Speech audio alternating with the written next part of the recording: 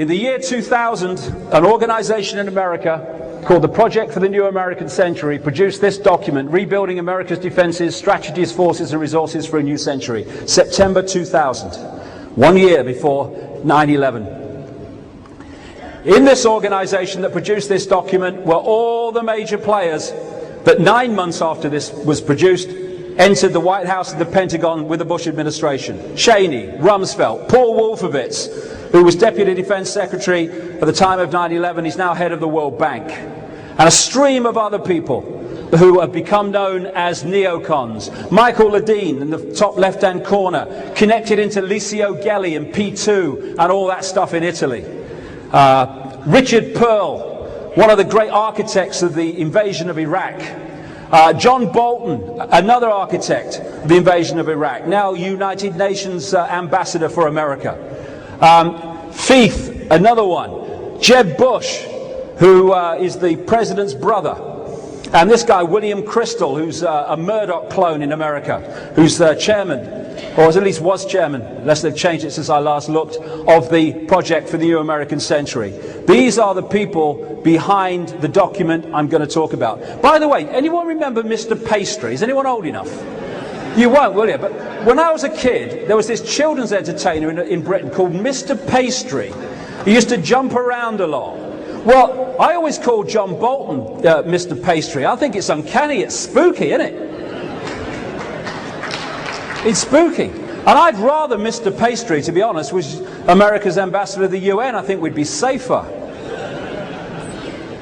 Another of these neocons is Frank Carlucci, former number 2 at the CIA, Defense Secretary Reagan Bush, a very, very close associate of Father George, thrown out of 2 African countries for plotting to kill their leaders. Yes, we must stop terrorism, Frankie. John Negroponte, another man fundamentally connected to horrific American terrorism in Central America and elsewhere. Another one of these neocons that are protecting us from the terrorists. So what did this document say in September 2000? It calls for American armed forces, the cavalry, on the new American frontier. It says that key allies like the United Kingdom are the most effective and efficient means of exercising American global leadership. Well, there's 2 to bloody tick off straight away. Keep your pen handy. The United States has for decades sought to play a more permanent role in Gulf regional security, while the unresolved conflict with Iraq provides immediate justification. The need for a substantial American force presence in the Gulf transcends the issue of the regime of Saddam Hussein. Tick. It calls for a blueprint for maintaining global US, i.e. Illuminati, preeminence and shaping the international security order in line with America's principles and interests. This American grand strategy, it says, must be advanced as far into the future as possible, and the US must, quote, fight and decisively win multiple simultaneous major theater wars as a core mission. And that's exactly what they're doing. We've had Afghanistan, we've had Iraq, and now they're trying to wangle a conflict with Iran. Tick.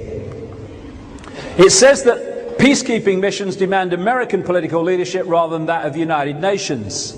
It highlights North Korea, Syria, Iran and Libya as dangerous regimes and says their existence justifies the creation of a worldwide command and control system, World Army. Now, the axis of evil speech involved in its claims of evil Iraq, Iran, North Korea, straight off the pages of that document. It was written by a Bush speechwriter called David Frum, who is one of those neocons connected to those people that produced the document. And they say, oh, we're still trying to stop the war with Iraq. Oh, God, please, you've been planning it for years, mate. This document spotlights China for regime change, saying it is time for the presence of American forces in Southeast Asia. This could lead to American and Allied power, providing the spur to the process of democratization in China. They want a war with China. I've been saying it for 10 years. They want a global problem that they can finally impose their global solution. To stop this ever happening again, we need a world government with power to stop it and an army to stop it. Exactly where they're going, which is why I was able to say this in 1998. The plan is to engineer events real and staged that will create enormous fear in the countdown to 2012. This includes a plan to start a third world war, either by stimulating the Muslim world into a holy war against the West or by using China to cause global conflict, maybe both. The China thing is happening.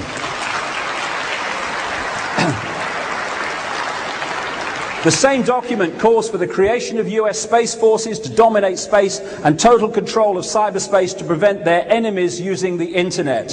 What we're seeing now, and you've been following this, are increasing attempts and changes to dictate what you can and cannot say on the internet and to hand power over the internet to the corporations that they control. Talks of developing biological weapons that can target, quote, specific genotypes. This may transform biological warfare from the realm of terror to a politically useful tool. These are the very same people who are saying they need to protect us from the terrorists.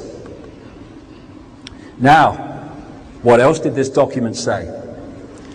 It said that this process of transformation, all this list of things it wants to happen, would be likely to be a long one, absent some catastrophic and catalyzing event like a new Pearl Harbor. Those words were published in September 2000. 1 year to the month later, we had what Bush called at the time our Pearl Harbor. Catastrophic and catalyzing event. Elephant in the living room. Who's benefited from 9/11? That's the great antidote to problem, reaction, solution, that question. Who benefits? Who benefits from me believing this version of events? Well, do the Muslim world benefit? Oh, no. What about the people who died in 9/11? No. Ooh, who can benefit from this? Only those that wish to use it to justify transforming society in the image they require.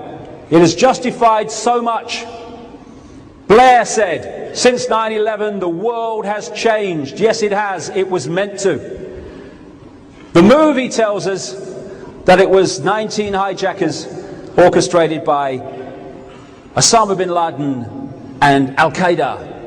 The secret agenda is problem, reaction, solution. Cheney called the war on terrorism a dirty war that might not end in our lifetimes. That's the idea. You have a war with a country, you're going to at some point reach the end of it. But when you have a war on terrorism, when does it end? When do you know the war on terrorism's over? Well, the answer in this case is when you stop planting the bombs, mate.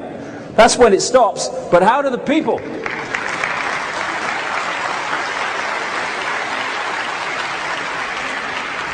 You can sell a never-ending war to the people who are not informed.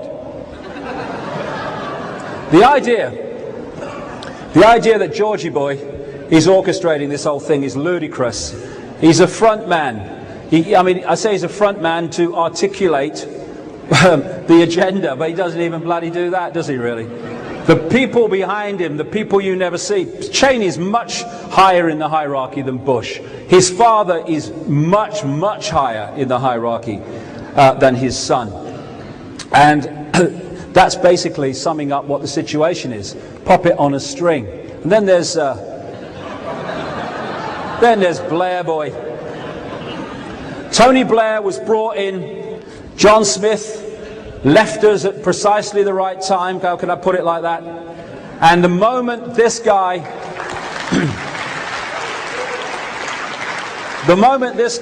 became leader of the Labour Party, Rupert Murdoch, for the first time in British newspaper history, took all his newspapers away from the Conservatives and started supporting Blair. Well, if that's not a sign of things to come, well, what is? So Blair becomes leader, and the two sides of the Atlantic work in coordination to the goals that we're seeing now. Alice in Wonderland. Alice said nothing would be what it is because everything would be what it isn't. And contrary-wise, what it is, it wouldn't be. And what it wouldn't be, it would, you see. That's the world we live in. Home is that way. This is the movie, this is the agenda. And we're being confused all the time by smoke and mirrors and different messages to make the truth go over there and us to look over there.